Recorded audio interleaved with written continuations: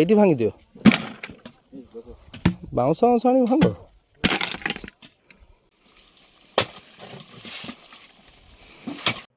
ମୟୂରଭଞ୍ଜ ଜିଲ୍ଲା ଝାରପୁଖରିଆ ପୁଲିସ ପକ୍ଷରୁ ନେଦା ଅଞ୍ଚଳରେ ଚାଲିଥିବା ବେଆଇନ ଚୋରା ଦେଶୀ ମଦ ପ୍ରସ୍ତୁତ ଭାଟି ଉପରେ ଚଢାଉ କରାଯାଇଥିବା ବେଳେ ପୁଲିସକୁ ଚକମା ଦେଇ ଘଟଣାସ୍ଥଳରୁ ଫେରାର ମାରିଛି ଅଭିଯୁକ୍ତ।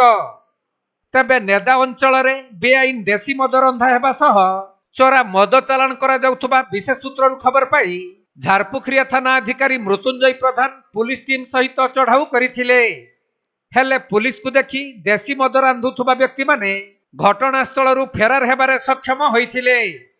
ପରେ ପୁଲିସ ସେଠାରେ ଥିବା 800 ଲିଟର ପୋଚ ନଷ୍ଟ କରିବା ସହିତ ପ୍ରସ୍ତୁତ ହୋଇ ରହିଥିବା 80 ଲିଟର ଦେଶୀ ମଦ ଓ ମଦ ରନ୍ଧା ସାମଗ୍ରୀକୁ ଜବତ କରିଛନ୍ତି।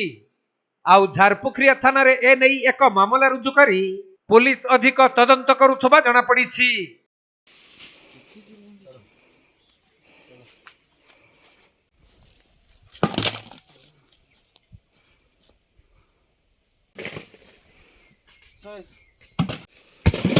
एप्पल मिक्सचर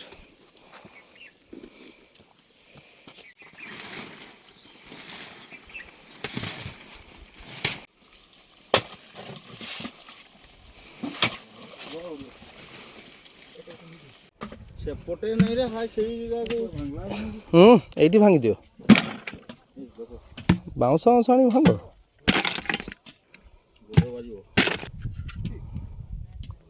ମୟୂରଭଞ୍ଜ ଜିଲ୍ଲା ସାରସକଣାରୁ ତପନ କୁମାର ଦଣ୍ଡପାଟଙ୍କ ରିପୋର୍ଟ, କୋଣାର୍କ ଲାଇଭ୍।